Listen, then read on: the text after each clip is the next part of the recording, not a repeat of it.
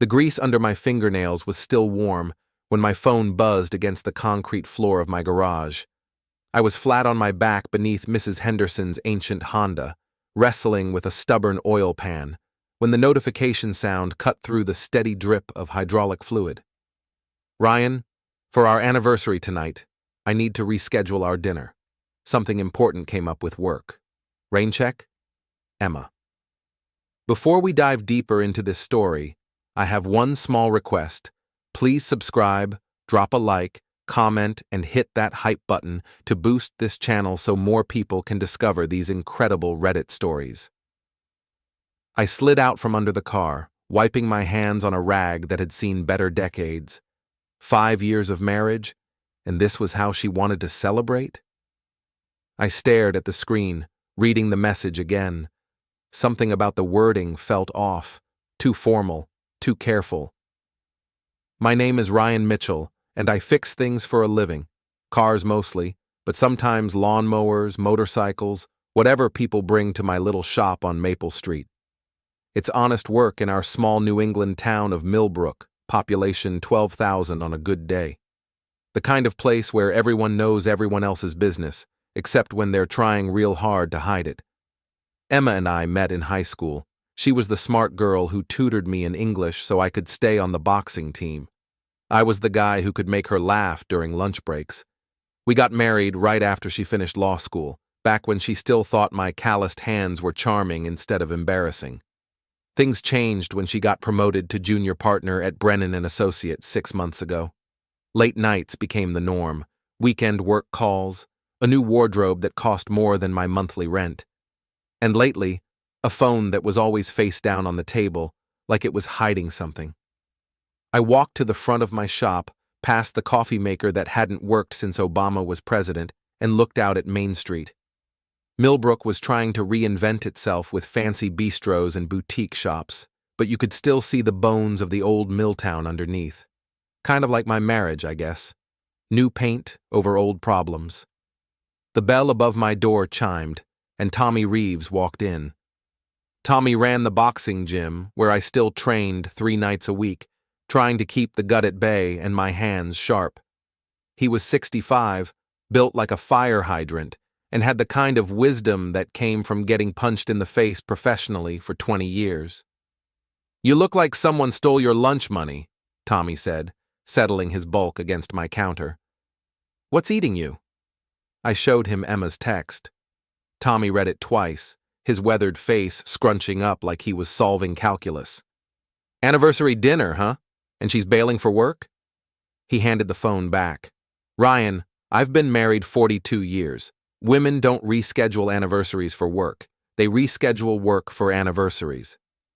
That's when it hit me. The careful wording, the formal tone. Emma was lying, and she wasn't even trying very hard to hide it. "Tommy, I need to ask you something, and I need you to be straight with me." "Shoot." "Have you seen Emma around town lately? Maybe somewhere she shouldn't be?" Tommy's expression shifted.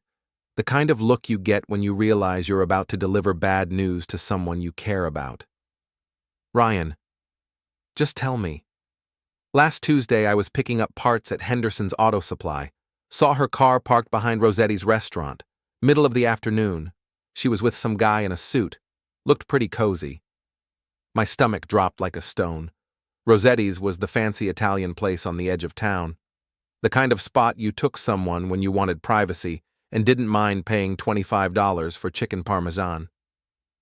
"What did the guy look like?"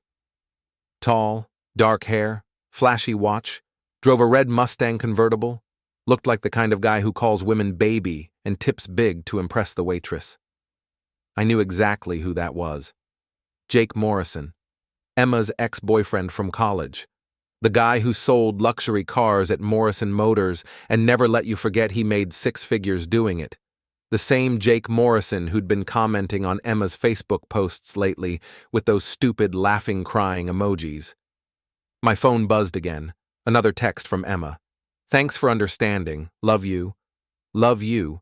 2 words that used to mean everything and now felt like a participation trophy.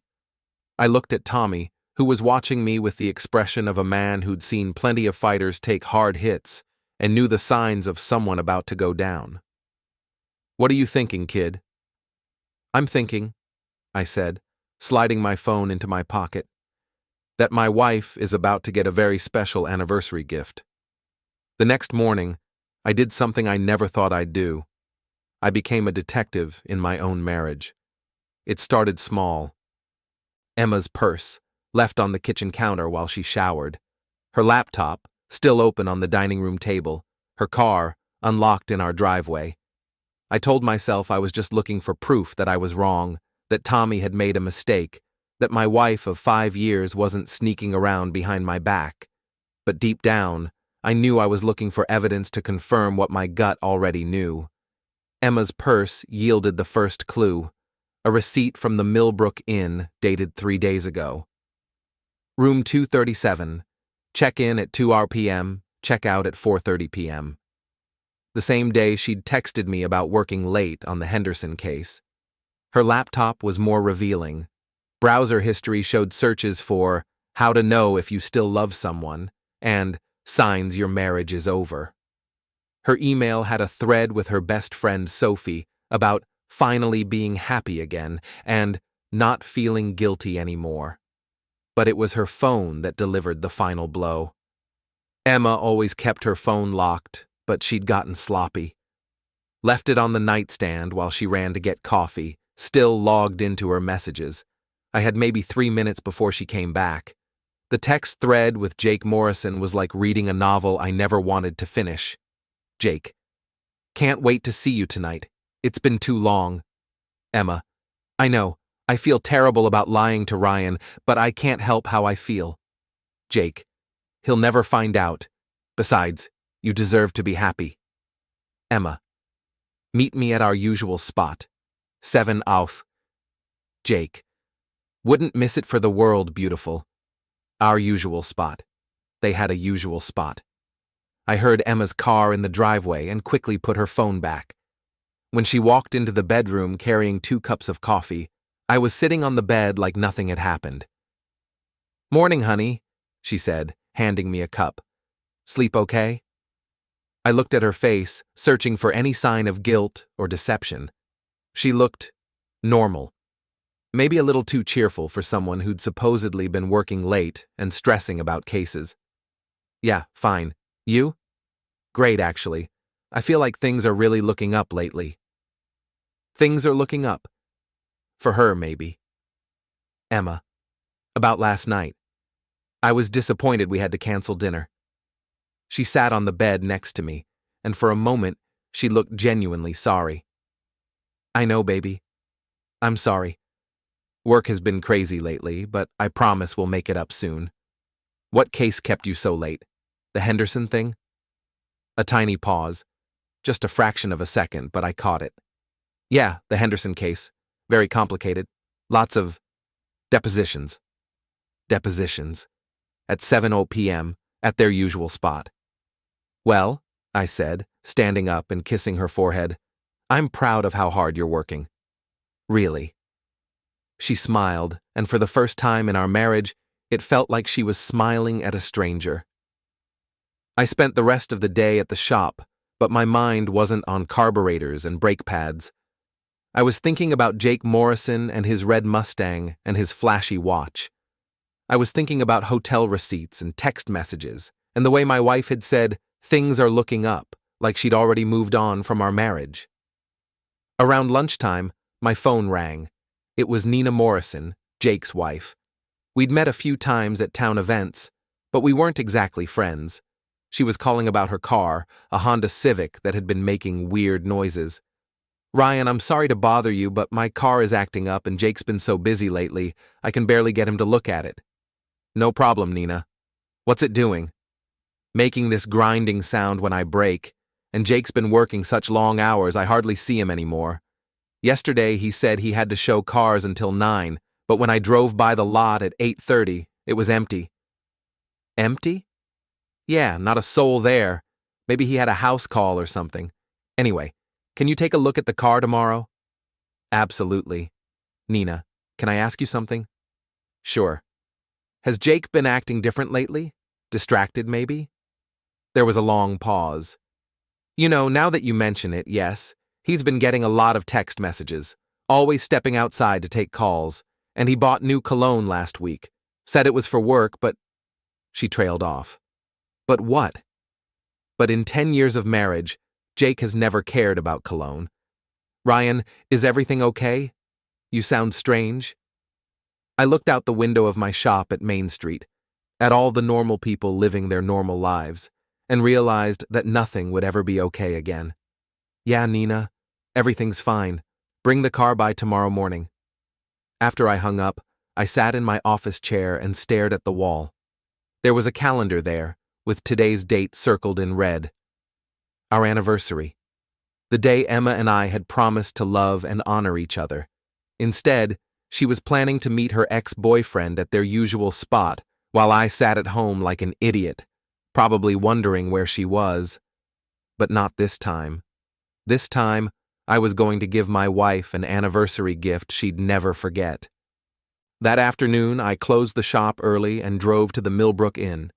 It was a fancy place by our town's standards, all colonial charm and overpriced room service. The kind of place you took your wife for special occasions, or your ex-boyfriend when you wanted to feel like you were living in a movie. I parked across the street and waited. At 6:45, Emma's silver Accord pulled into the parking lot. She sat in the car for a moment, checking her makeup in the mirror, then walked toward the entrance. She was wearing the black dress I'd bought her for Christmas, the one she said was too fancy for anywhere in Millbrook. 5 minutes later, Jake's red Mustang roared into the lot like he was auditioning for Fast and Furious. He stepped out wearing a suit that probably cost more than I made in a month, checked his watch, and strutted toward the hotel like he owned the place. I sat there for another 10 minutes, watching the windows of the second floor, until I saw the lights come on in room 237, the same room from the receipt. That's when I made the call. Nina, it's Ryan. Listen, I need to tell you something, and you're not going to like it. The conversation lasted 20 minutes. Nina cried. She screamed. She called Jake names that would make a sailor blush, but by the end, she was ready to help me with my plan. What do you need me to do? She asked, her voice steady now, cold with determination. Meet me at Rossetti's restaurant tomorrow night at 7. And Nina, wear something that makes you feel powerful. The next evening, I positioned myself at the bar of Rossetti's with a clear view of the dining room. Emma and Jake were at a corner table, holding hands across the white tablecloth like they were starring in their own romantic comedy. Emma was laughing at something Jake had said, the kind of laugh I hadn't heard from her in months. She looked happy, genuinely, radiantly happy. And that hurt more than all the lying and sneaking around combined. At exactly 7:30, Nina Morrison walked through the front door of Rossetti's like an avenging angel in a red dress. She spotted Jake immediately and marched across the dining room with the focused intensity of a heat-seeking missile. "Jake Morrison!" she shouted, loud enough to stop every conversation in the restaurant. "What the hell is this?" Jake looked up from his romantic dinner and went white as the tablecloth. Emma's face went through about 6 different expressions in 2 seconds: confusion, recognition, horror, and finally, pure panic. "Nina, I can explain." Jake started to stand, but Nina was already at their table. "Explain what? How you've been lying to me for months? How you've been sneaking around with someone else's wife?" Nina's voice carried across the restaurant like a public address system. Every diner, every waiter, every busboy was now watching the show. Emma tried to shrink into her chair. "This isn't what it looks like." "Really?" Nina turned her fury on my wife. "Because it looks like you're having a romantic dinner with my husband while your own husband thinks you're working late. What would you call it?" The restaurant was silent, except for the sound of Nina's voice and the quiet clink of someone setting down their wine glass to get a better view. Jake finally found his voice. "Nina, please, not here." "Not here?" Nina's laugh was sharp enough to cut glass. "You mean not in public? Not where people can see what a lying, cheating piece of garbage you are?" She grabbed Jake's wine glass and dumped it over his head. The red wine soaked into his expensive suit and dripped onto the white tablecloth. "Nina, stop!" Emma stood up, her face flushed with embarrassment and anger. "Don't you dare tell me to stop!" Nina shot back. "You want to steal someone's husband? You want to sneak around and lie and destroy families? Then you get to deal with the consequences." She turned back to Jake, who was sitting there dripping wine and looking like he wanted to disappear into the floor. 10 years, Jake. 10 years of marriage, and this is how you repay me? With her?" She gestured at Emma like she was something unpleasant she'd found on the bottom of her shoe. "And you?" Nina turned back to Emma. "You're supposed to be a lawyer. Don't you have some kind of ethics code? Or does that not apply when you're trying to relive your college glory days?" By now, half the restaurant had their phones out, recording the whole thing. Emma noticed and looked like she was going to be sick. "Please," Emma whispered, "can we talk about this privately?" "Privately?" Nina laughed again. "Like you and Jake have been talking privately? Like you've been screwing my husband privately? No, honey. You made this public the moment you decided to parade around town like some kind of homewrecker." She picked up Emma's water glass and threw the contents in her face. Emma gasped and stumbled backward, water dripping from her hair and ruining her makeup. "You want him?" Nina asked, her voice quiet now. "You can have him, but don't think for 1 second that this is some great love story. You're just the latest in a long line of women who thought Jake Morrison was worth destroying their lives for." She turned and walked toward the door, then stopped and looked back at the wreckage of their romantic dinner. "Oh, and Emma, your husband is sitting at the bar. He's been watching this whole time." Emma's head snapped toward the bar, and our eyes met across the restaurant. The look on her face was pure devastation, not because she'd been caught, but because she realized I'd orchestrated the whole thing. I raised my beer in a mock toast and smiled.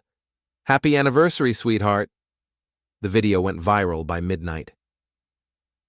Cheating wife confronted by husband's wife at fancy restaurant had been viewed 50,000 times by the time I woke up the next morning. The comment section was brutal. That's what happens when you mess with someone else's man. The husband sitting at the bar watching is iconic. Emma Mitchell is a homewrecker. Justice served cold. Emma hadn't come home that night. I found out later she'd checked into a motel on the highway, probably too embarrassed to face me or her parents or anyone else in town who might have seen the video. My phone had been ringing all morning. Friends, family, customers, reporters from the local newspaper wanting a statement. I ignored most of them, but I did answer when my buddy Marcus called. Marcus and I had been friends since high school. He was my best man, and I was his. Our wives were friends too, or at least they used to be. Marcus worked at the bank downtown and had always been the diplomatic one in our group. "Ryan, man, I saw the video. Are you okay?" "I'm fine, Marcus. Better than fine, actually." "Listen, I know you're hurting, but don't you think that was a little harsh? I mean, Emma's getting destroyed online. People are calling her all kinds of names." I felt a flicker of irritation. She's getting what she deserves. "Come on, man. Marriage is complicated. Maybe you two should have tried counseling or—" "Counseling?" I cut him off. "Marcus, she was cheating on me. For months. On our anniversary. What exactly was I supposed to counsel her about?" "I'm just saying public humiliation might not have been the best way to handle it. Jennifer thinks you went too far." Jennifer was Marcus's wife, and apparently she'd appointed herself as Emma's defender. Great. "Tell Jennifer I appreciate her concern, but this is between me and Emma. Ryan, we're your friends. We care about both of you. Maybe we could all sit down and—" "Both of us?" The irritation was turning into anger now. "Marcus, there is no both of us anymore. Emma made that choice when she decided to screw Jake Morrison in a hotel room. Look, I get that you're angry, but what? But I should just take it? But I should let her make a fool of me while she runs around town with her ex-boyfriend? But I should protect her reputation after she destroyed our marriage?" There was a long pause. I'm just saying, maybe you could have handled it differently. Yeah, well, maybe Emma could have handled our marriage differently. After I hung up, I realized that Marcus wasn't the only one who thought I'd gone too far. Over the next few days, I started to notice a shift in how people treated me. Some folks were supportive, slapping me on the back and telling me Emma got what she deserved, but others, particularly the women in town, looked at me like I was some kind of monster. The worst was when I ran into Emma's friend Sophie at the grocery store. Sophie was a social media manager for a marketing company in the next town over, and she'd always been polite but distant with me. Now she looked at me like I was something she'd scrape off her shoe. "Ryan," she said, blocking my path in the cereal aisle, "I hope you're proud of yourself." Should I be ashamed? Emma is devastated. She's getting serious threats online. People are calling her work, trying to get her fired. Her parents are so embarrassed they won't leave the house. "That's unfortunate," I said, trying to push my cart around her. "Unfortunate? Ryan, you destroyed her life over a mistake." "A mistake?" Now I was getting angry. "Sophie, she was having an affair. That's not a mistake. That's a choice, a series of choices. People make bad decisions when they're unhappy. Emma was miserable in your marriage, but she was trying to work through it. She never meant for it to go this far." "She never meant to get caught, you mean?" Sophie's face flushed. "You're being cruel. The Ryan I knew would never have done something like this." "The Ryan you knew was married to a woman who loved him. That Ryan doesn't exist anymore." I pushed past her and finished my shopping, but her words stuck with me. Was I being cruel? Had I gone too far? That night, Emma finally came home. She looked terrible, exhausted, red-eyed like she hadn't slept in days. She sat down at our kitchen table and looked at me with an expression I'd never seen before. Not anger, not defiance, just defeat. "We need to talk," she said. "I'm listening. I know you hate me right now, and I understand why. What I did was wrong, unforgivable. But Ryan, what you did at the restaurant, that was cruel. You humiliated me in front of the whole town. You humiliated yourself. I just made sure people saw it. I made a mistake." "Stop calling it a mistake." I slammed my hand on the table. "Mistakes are when you forget to pick up milk or accidentally overdraw the checking account. Cheating on your husband is a choice. Lying to me for months is a choice. Meeting your ex-boyfriend in hotel rooms is a choice." She started crying then, quiet tears that rolled down her cheeks and dropped onto the table. "You're right," she whispered. "You're absolutely right. I made terrible choices and I hurt you and I'm sorry. But Ryan, I'm getting serious threats. People are calling me a whore.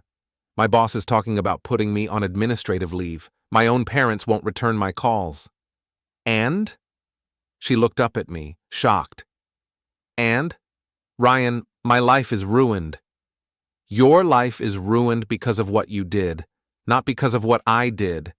I just made sure there were consequences. You made sure I was destroyed. You destroyed yourself, Emma. I just refused to help you cover it up." We sat in silence for a long time. Finally, she spoke again. "What happens now?" "Now? Now you pack your things and find somewhere else to live? I'm filing for divorce." "Ryan, please, can't we try to work through this? I'll end things with Jake. I'll do counseling. I'll do whatever it takes." I looked at my wife of 5 years, this woman I'd loved since we were teenagers, and felt nothing but emptiness. "Emma, there's nothing left to work through. You destroyed our marriage. All that's left now is the paperwork." She nodded and went upstairs to pack. I heard her moving around up there for hours, opening drawers and closets, probably trying to figure out how to fit 5 years of marriage into a few suitcases. When she came back downstairs, she paused at the front door. "Ryan, I know you'll probably never forgive me, but I want you to know that I did love you. I still do. I got lost somewhere along the way."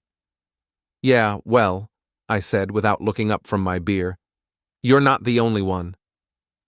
After she left, I sat in my empty house and wondered if Sophie was right. Had I gone too far? Had I become someone cruel and vindictive? But then I thought about the hotel receipts and the text messages and the way Emma had laughed at Jake's jokes while I sat at home wondering why my wife didn't seem to love me anymore. No, I decided. I hadn't gone too far. I was just getting started.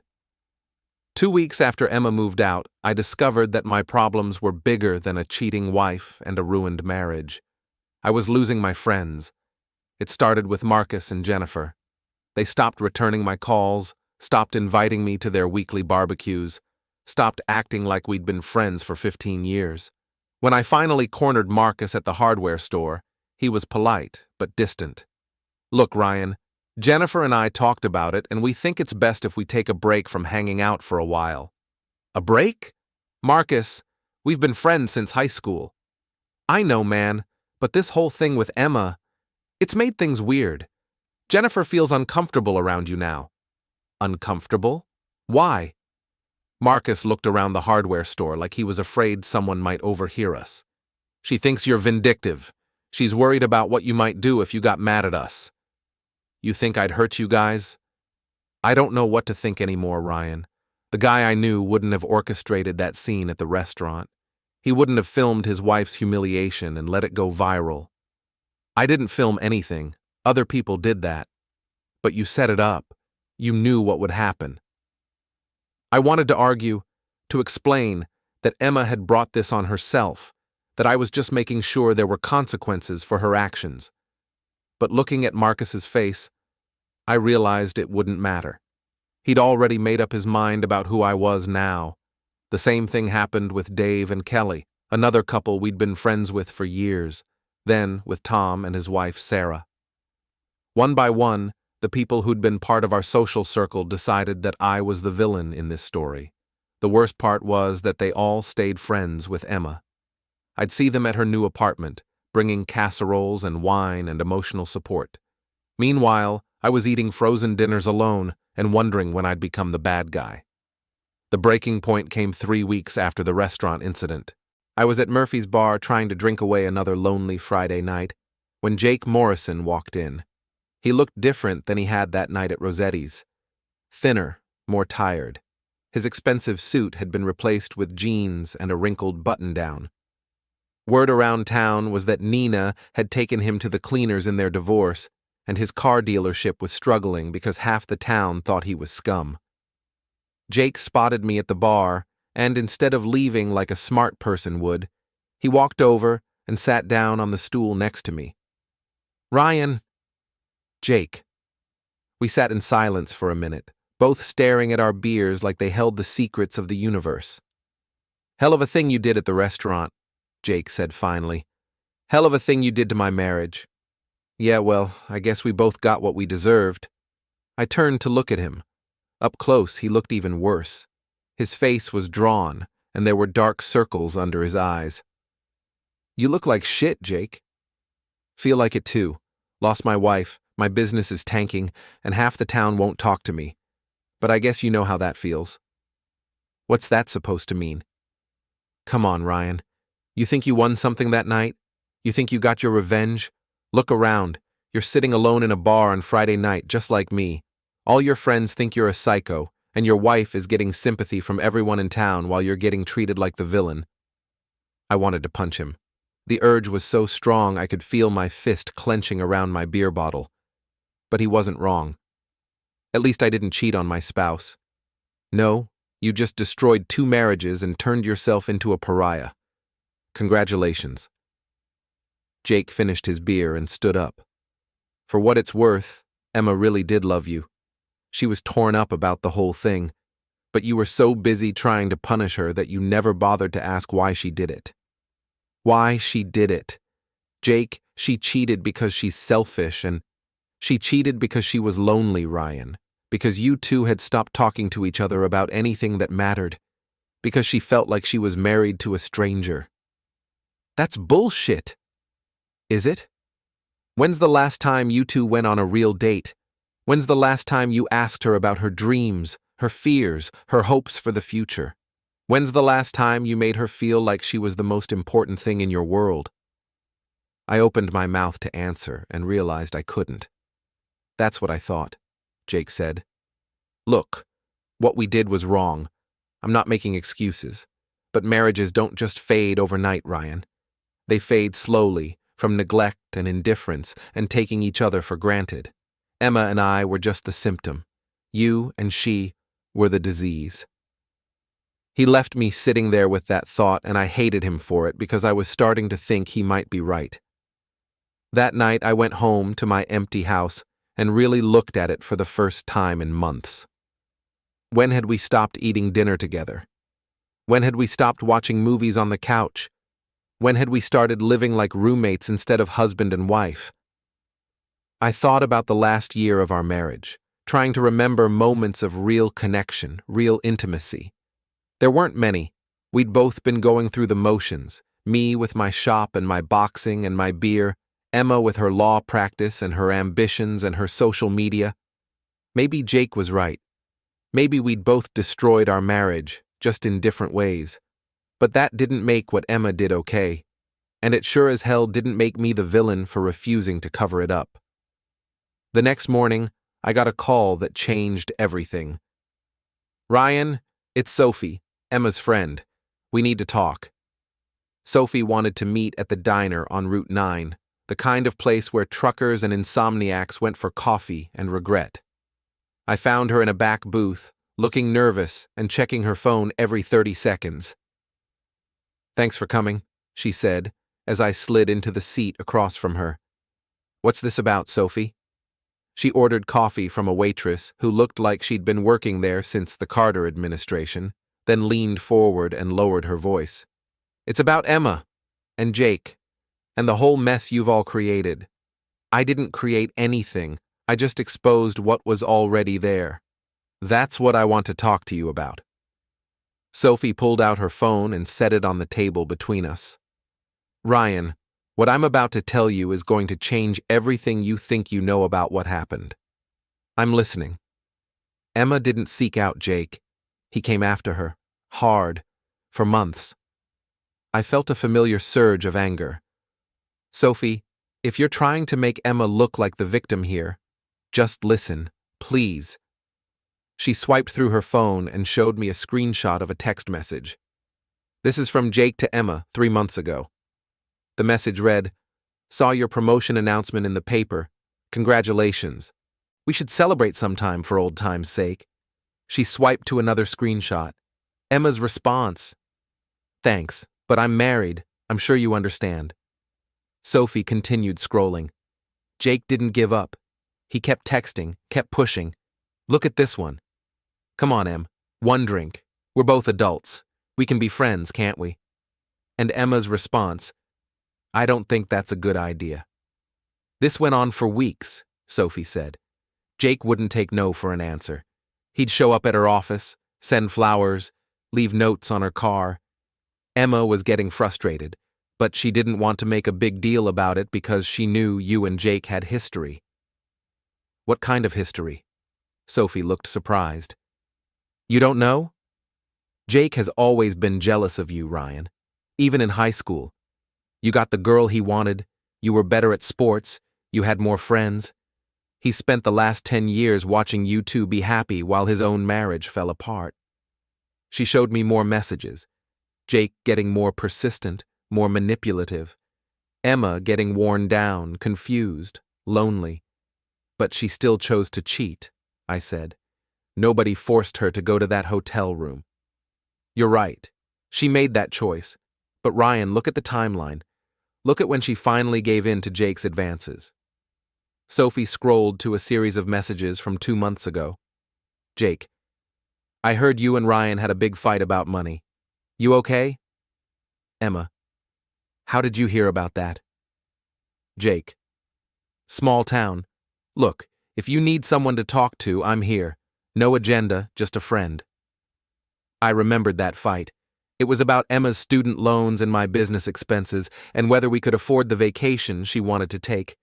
We'd both said things we didn't mean, and we'd barely spoken for a week afterward. She was vulnerable, Sophie continued.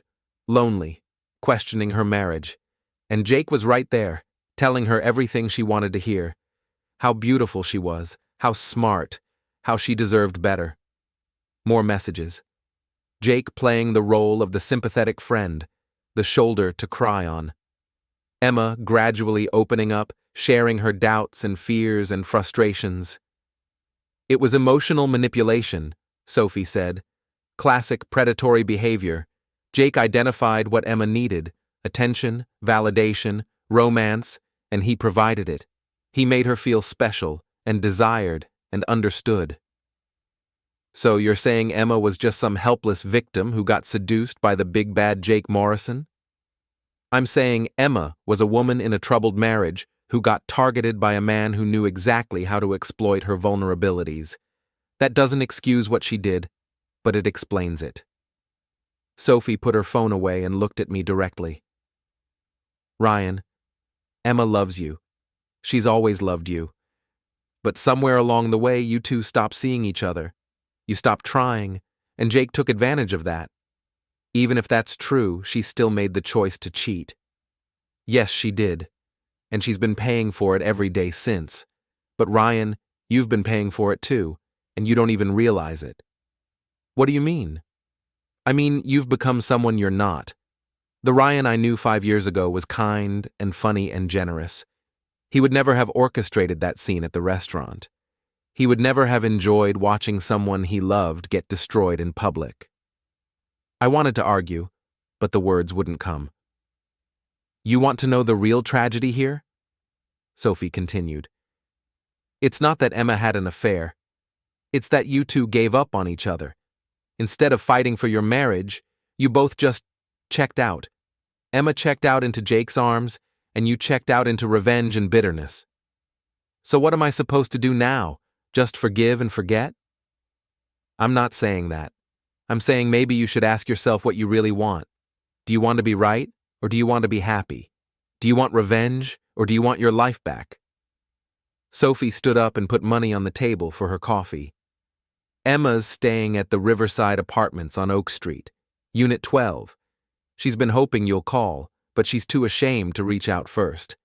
If you still love her, if any part of you wants to try to rebuild what you had, maybe it's time to stop punishing her and start talking to her.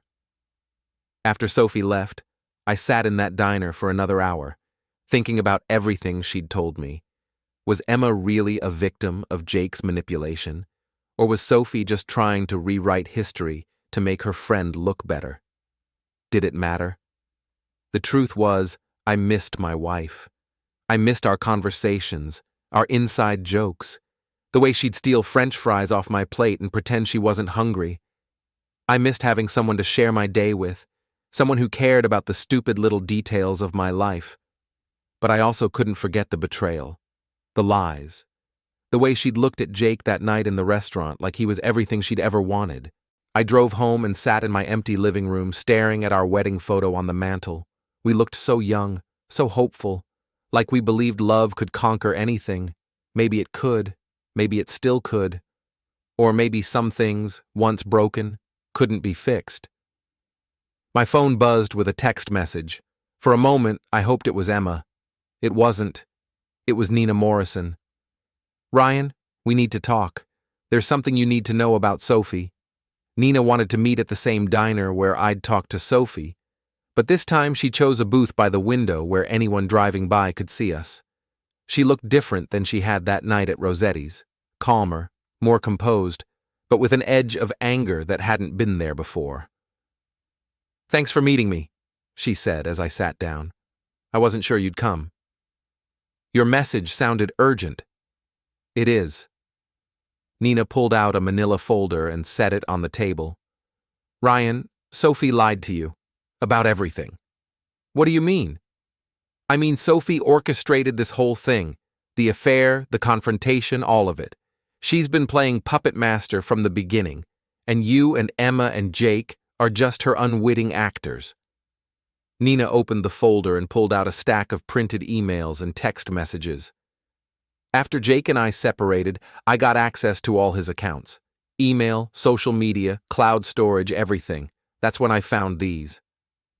She handed me a printed email thread between Jake and Sophie dated 6 months ago. Sophie: Jake, I have a proposition for you. How would you like to get back at Ryan Mitchell for firing me? Jake: What are you talking about? Ryan fired you? Sophie: Last year, caught me skimming money from the register. He humiliated me in front of everyone, then blacklisted me with every other shop in town. I've been working in the next county ever since, and I want payback. Jake: What does this have to do with me?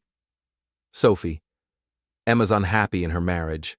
I've been working on her for months, planting seeds of doubt, making her question whether Ryan really loves her. She's ripe for the picking, and you're just the man to do it.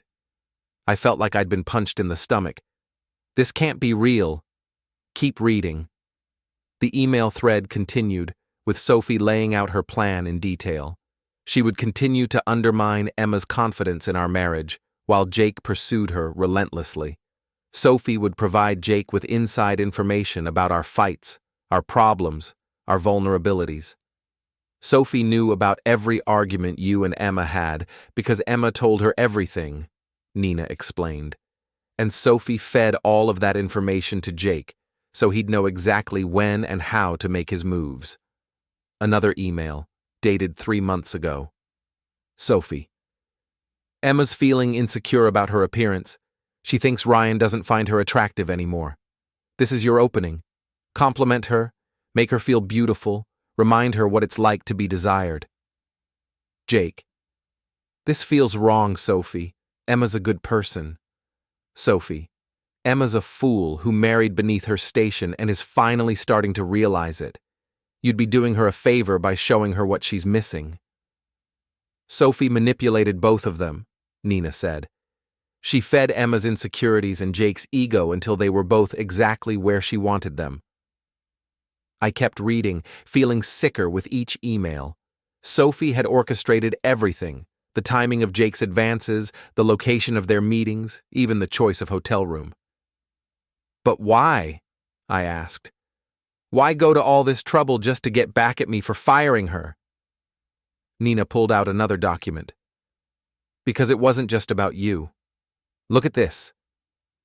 It was a printout of Sophie's social media posts from the night of the restaurant confrontation. She'd shared the video of Emma's humiliation with gleeful commentary. When homewreckers get what they deserve. This is what happens when you think you're too good for your husband. Karma. Cheaters. Never win. Small town drama. The post had hundreds of likes and shares, and Sophie had responded to every comment, adding fuel to the fire and making sure the story spread as far as possible. She didn't just want to break up your marriage, Nina said. She wanted to destroy Emma's reputation and turn you into the kind of person who would enjoy watching his wife get humiliated in public. She wanted to corrupt you, Ryan. And it worked.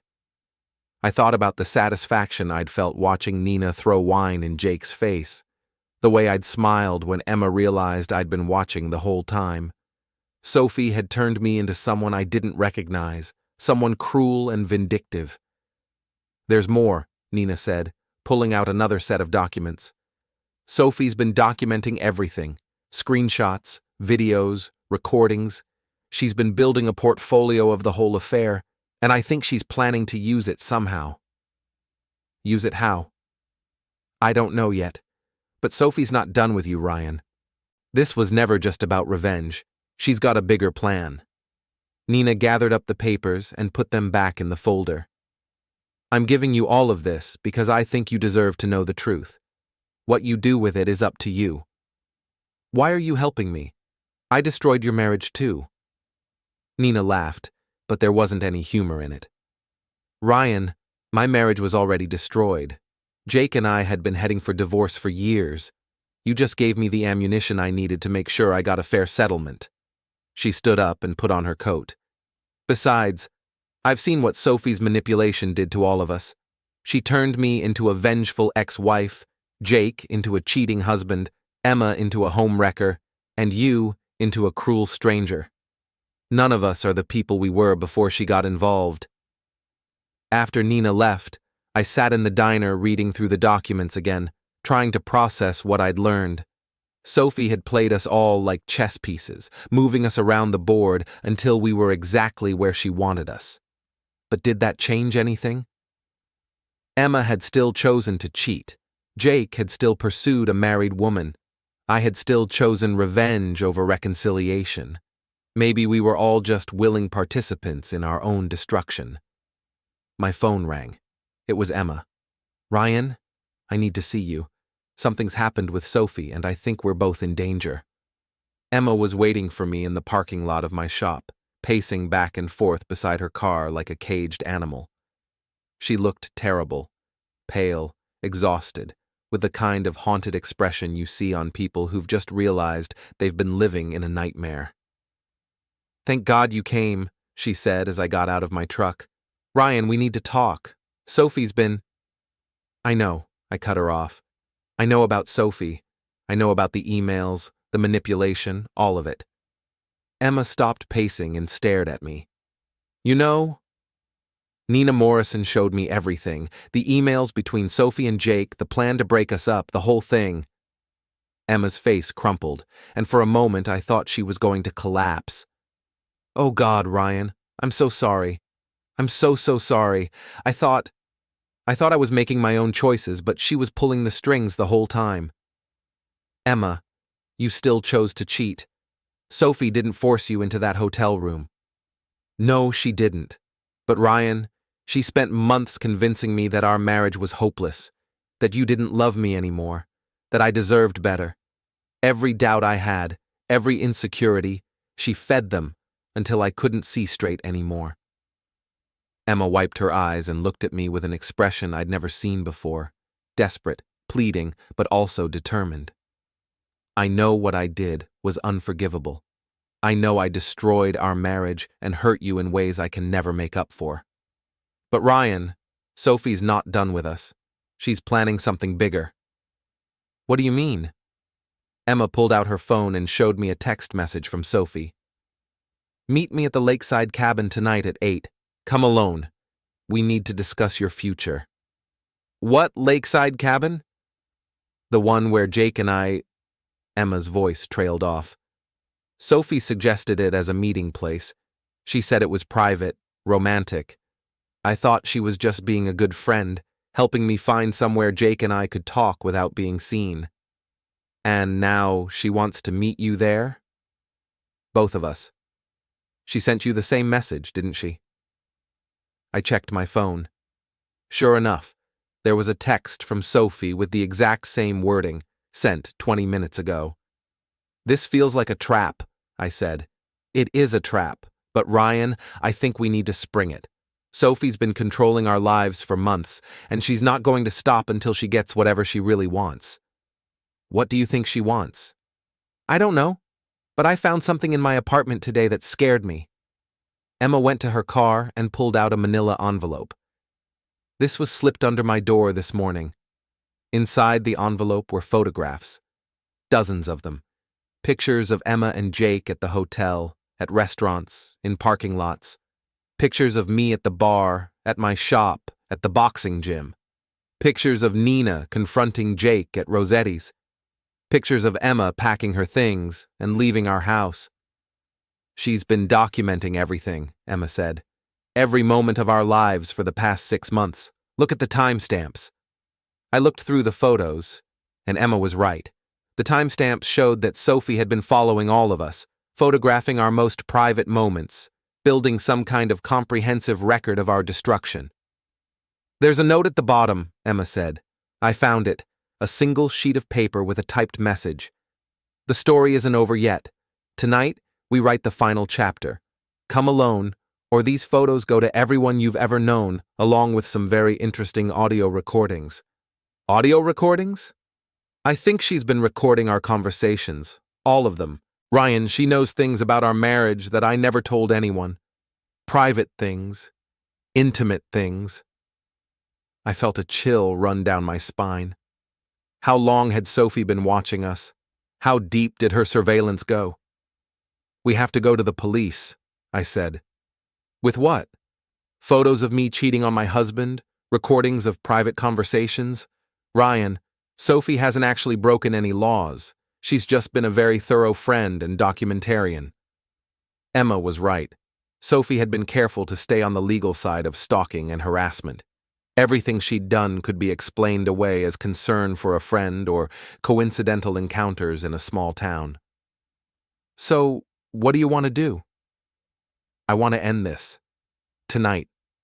I want to confront Sophie and find out what she really wants, and then I want to take back control of our lives. Our lives? Emma, there is no our lives anymore. Emma looked at me with an expression of such profound sadness that I had to look away. I know, she said quietly. I know I destroyed that. But Ryan, we're still connected by this mess, and we're both still in Sophie's crosshairs. Whatever she's planning, we're stronger together than apart. I thought about it.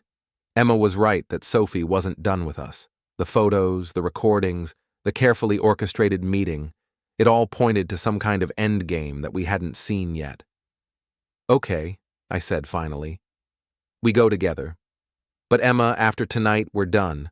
Whatever Sophie wants, whatever game she's playing, we end it tonight, and then we go our separate ways.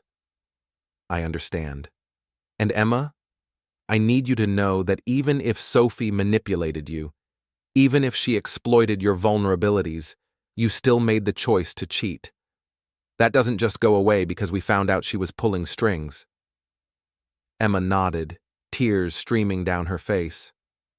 I know, and Ryan, I need you to know that becoming the kind of person who could orchestrate that scene at the restaurant, who could enjoy watching me get humiliated, that was your choice. Sophie didn't make you cruel. She just gave you an excuse to be cruel.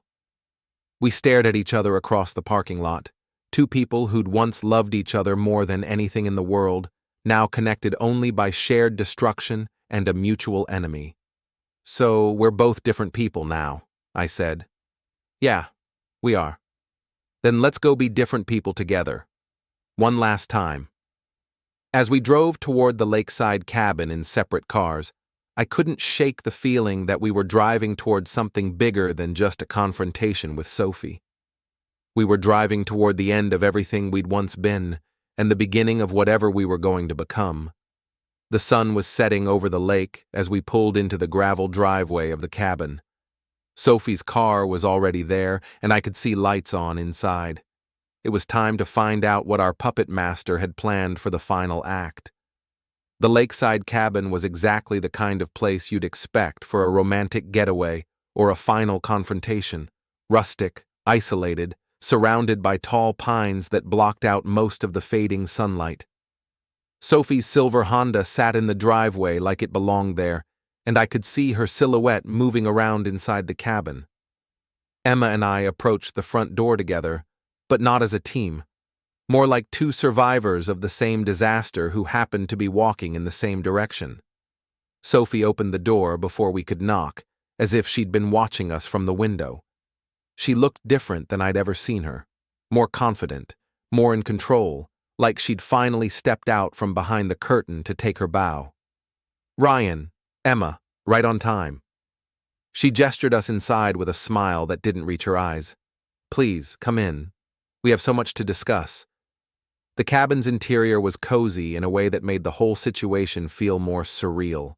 Stone fireplace, comfortable furniture, family photos on the mantle of people who had nothing to do with our drama. Sophie had set up a laptop on the dining table, along with several manila folders and what looked like a digital recorder. Please sit, Sophie said, gesturing to the couch.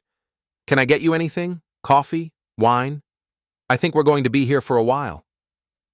Just tell us what you want, Sophie, Emma said, but she sat down on the couch anyway. I remained standing.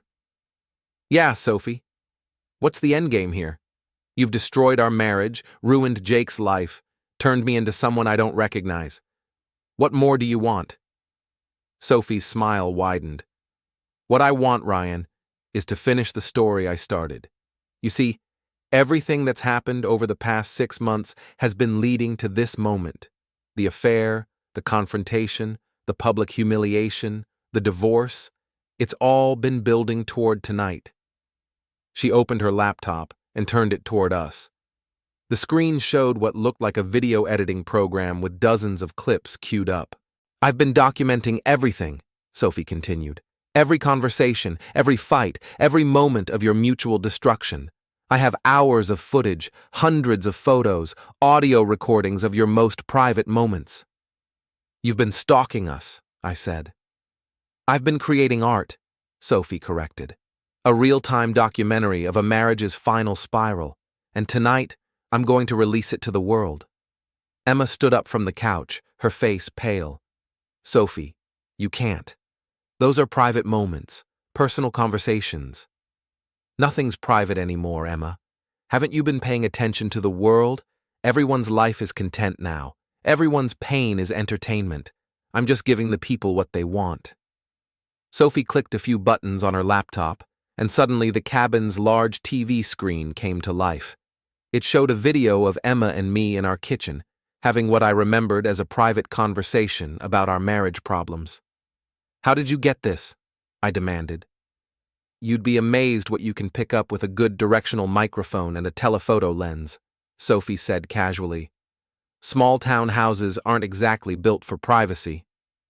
The video showed Emma crying, telling me she felt like we were strangers living in the same house. It showed me getting angry, saying things I regretted the moment they left my mouth. Private, painful moments that no one else should ever see. "This is sick," Emma whispered. "This is honest," Sophie shot back. "Do you know how many people are living in hopeless marriages, pretending everything's fine? How many people are one bad day away from cheating on their spouses? How many people are one humiliation away from becoming vindictive and cruel?" She clicked to another video. This one showed Jake and Emma in the hotel room, but it wasn't pornographic. It was intimate in a different way. Two people talking, laughing, connecting in ways that Emma and I hadn't in months. "Your marriage was already over," Sophie said to me. "I just documented its end. And Emma, your affair wasn't about love. It was about loneliness and validation and the basic human need to feel wanted." Another click. This video showed me at Murphy's bar after the restaurant confrontation, talking to the bartender about how good it felt to watch Emma get what she deserved. "And Ryan, your revenge wasn't about justice. It was about power, about making someone else hurt the way you were hurting." Sophie closed the laptop and looked at both of us with an expression of mock sympathy. "You're both ordinary people who did ordinary terrible things for ordinary human reasons.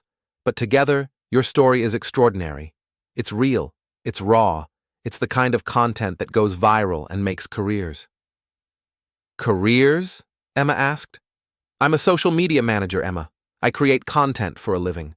But I've always dreamed of something bigger, a documentary, a book deal, maybe a limited series for Netflix. The Millbrook Affair, a real-time documentary of marriage, betrayal, and revenge."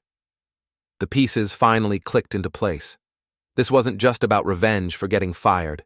This was about Sophie using our pain as a stepping stone to fame and fortune. "You're insane," I said. "I'm ambitious," Sophie corrected. "And I'm very good at what I do. The restaurant video has already been viewed 2 million times across all platforms. The story has been picked up by 3 major news outlets. There's genuine interest from production companies." She opened one of the manila folders and pulled out what looked like contracts. "Which brings me to why you're both here. I need you to sign these release forms, giving me permission to use your likenesses and stories in my documentary project." Emma and I looked at each other, then back at Sophie. "And if we don't?" I asked. "Then I release everything anyway. But without your cooperation, you won't see a penny of the profits. And trust me, there will be profits. This story has everything. Closeness, betrayal, revenge, small-town drama. It's going to be huge." Sophie leaned back in her chair, completely confident that she held all the cards. "Of course, if you do sign, you'll each get a percentage of the profits. Enough to start over somewhere new, away from all the judgment and gossip. Emma, you could pay off your student loans and start fresh. Ryan, you could open a bigger shop, maybe in a city where no one knows your story." "You're trying to buy us," Emma said. I'm trying to compensate you for your contributions to my project. Think of it as retroactive payment for your performances over the past 6 months. I felt rage building in my chest, the same anger that had driven me to orchestrate the restaurant confrontation. But this time, I recognized it for what it was, Sophie's manipulation, designed to make me react exactly the way she wanted. What if we just leave? I asked. Walk out of here and never look back? Sophie's smile turned predatory. Then tomorrow morning, every person you've ever known gets a link to a private website containing every photo, every video, every recording I've made. Your parents, your employers, your customers, your friends. Everyone gets to see exactly who you really are when you think no one's watching. She was right, and we all knew it. She had us trapped. So, what's it going to be? Sophie asked, pushing the contracts toward us. Partners in my success, or casualties of your own choices? Emma and I looked at each other across the coffee table. Two people who'd once promised to love and honor each other, now reduced to co-conspirators in our own exploitation. I need a minute to think, Emma said. Take all the time you need, Sophie replied. But remember, the offer expires at midnight. After that, I release everything, and you get nothing but the satisfaction of knowing you helped create something truly special. As Sophie went to the kitchen to make coffee, Emma and I found ourselves alone together for the first time since she'd moved out. What do we do? She whispered. I looked at the contracts, at the laptop full of our private moments, at the woman in the kitchen who'd orchestrated our destruction for her own gain. We end this, I said. Tonight, once and for all. But I wasn't sure how. Sophie returned from the kitchen carrying 3 cups of coffee and wearing the satisfied expression of someone who believed she'd already won. She set the cups on the table and settled back into her chair, waiting for our decision like a cat watching trapped mice. Have you made up your minds? She asked. I picked up my coffee cup and took a sip, buying time while my brain worked through our options. Emma sat rigid beside me, staring at the contracts like they were written in a foreign language. Sophie, I said finally, I have to ask, was any of it real? Your friendship with Emma? Your concern when our marriage started having problems? Or was it all just research for your documentary? Sophie tilted her head, considering the question. That's the beautiful thing about this story, Ryan. It was all real. My friendship with Emma, my anger at you for firing me, Jake's jealousy, Emma's loneliness, your need for revenge. All of it was genuine. I just guided it in the right direction. You destroyed 4 people's lives for a documentary. I documented 4 people destroying their own lives. There's a difference. Emma finally spoke up. Sophie, we were friends. I trusted you. I told you things I never told anyone else. And I'm grateful for that trust. It made for much better content. Content. Emma's voice was flat, emotionless. That's all we are to you. Content. Emma, don't be naive. That's all anyone is anymore. Everyone's life is content. Every relationship is material. Every tragedy is entertainment. I'm just honest about it. Sophie leaned forward, her eyes bright with enthusiasm. Do you realize how rare this is? How many people get the chance to document the complete breakdown of a marriage in real time? To capture every moment, every emotion, every terrible decision. This is going to change how people think about love and betrayal and revenge. This is going to destroy what's left of our lives, I said. Your lives were already destroyed. I'm just making sure the destruction means something. I stood up and walked to the window, looking out at the dark lake. In the reflection, I could see Emma and Sophie watching me, waiting for my decision. You know what the really sick part is? I said, not turning around. You're probably right. This probably will be successful. People will watch our pain and call it entertainment. They'll judge our choices from the comfort of their own dysfunctional relationships. And you'll get rich off our misery. Ryan, Emma started. No, let me finish. I turned back to face them. Sophie, you want to know what I think? I think you're a parasite. You feed off other people's pain because you don't have the courage to live your own life. You don't create anything. You just document other people's creations and destructions. Sophie's smile faltered slightly. That's not... And Emma, I continued, you want to know what I think about you? I think you're weak. Not because you had an affair, but because you let someone else manipulate you into having it. You gave up your agency, your power to choose, because it was easier than taking responsibility for your own unhappiness. Emma's face crumpled, but I wasn't done. And me? I'm no better. I let my hurt and anger turn me into someone cruel and vindictive. I chose revenge over healing, punishment over understanding. I became exactly the kind of person Sophie wanted me to become. I walked back to the table and picked up the contracts. But you know what, Sophie? You made one mistake in your grand plan. What's that? You assumed we'd stay the people you turned us into.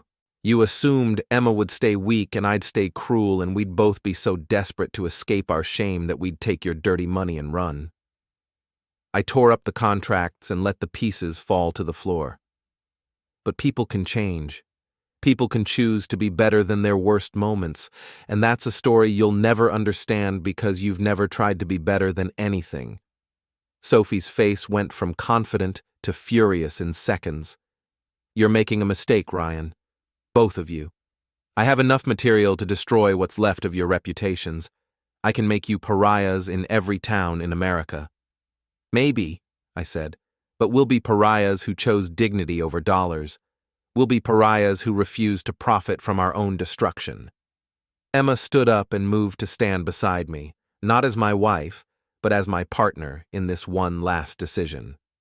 Sophie, Emma said, you can release whatever you want. You can make your documentary and get your book deal and become famous for documenting our failures, but you won't do it with our permission, and you won't do it with our participation. And, I added, you won't do it without consequences. Sophie laughed, but it sounded forced. Consequences? What are you going to do, call the police? I haven't broken any laws. No, but you've made enemies. Jake Morrison, Nina Morrison, Emma, me, we're all people whose lives you've manipulated for your own gain. You think we're just going to disappear quietly while you profit from our pain? Are you threatening me? I'm promising you, if you release that material without our consent, we'll make sure everyone knows exactly what kind of person you are. We'll tell the story of how you manipulated and exploited people who trusted you. We'll make sure your name is forever associated with betrayal and manipulation. And, Emma added, we'll make sure every production company, every publisher, every media outlet knows that working with you means working with someone who destroys lives for content. Your reputation will be as ruined as ours. Sophie stared at us for a long moment, and I could see her calculating the odds. She still had all the material, all the documentation of our worst moments. But she also knew that we were right. Releasing it without our cooperation would come with costs she might not be willing to pay. You're both fools, she said finally. You could have been partners in something bigger than yourselves. Instead, you're choosing to be martyrs to your own pride. Maybe, I said. But we're choosing. For the first time in months, we're actually choosing. Sophie began packing up her laptop and folders, her movements sharp with anger. This isn't over, she said. I have enough material to... Sophie, Emma interrupted. It is over. Whatever you do with that material, whatever documentary you make, whatever story you tell, it's over between us. You have no more power over our lives. Sophie finished packing and headed for the door, then stopped and looked back at us. You'll regret this, both of you. When you're still living in this small town, still dealing with the gossip and judgment, still trying to rebuild your lives from the wreckage, you'll wish you'd taken my offer. Maybe, I said, but we'll be rebuilding our lives as ourselves, not as characters in your story.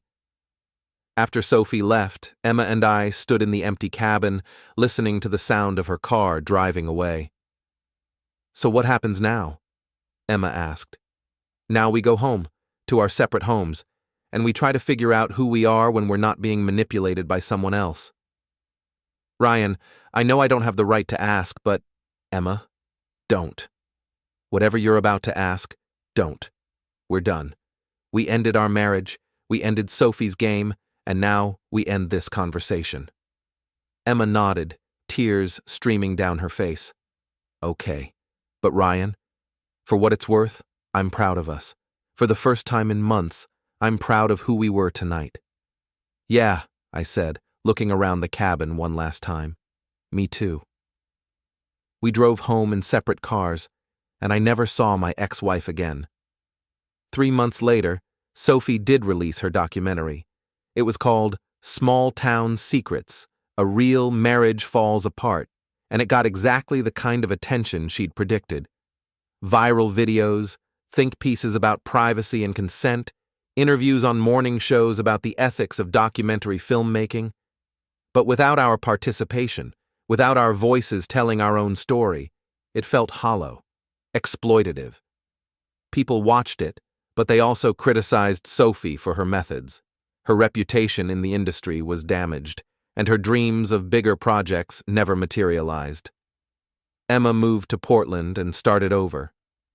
I heard she was doing well, practicing family law and dating a teacher who made her laugh. I was happy for her, in the distant way you can be happy for someone who used to be the center of your world. I stayed in Millbrook and rebuilt my life piece by piece. Made new friends who didn't know the whole story. Started dating again, carefully and honestly. Learned to forgive myself for the person I'd become during the worst months of my life.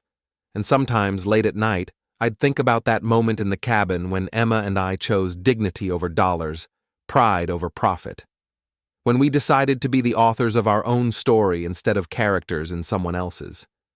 It wasn't a happy ending, but it was our ending, and that made all the difference.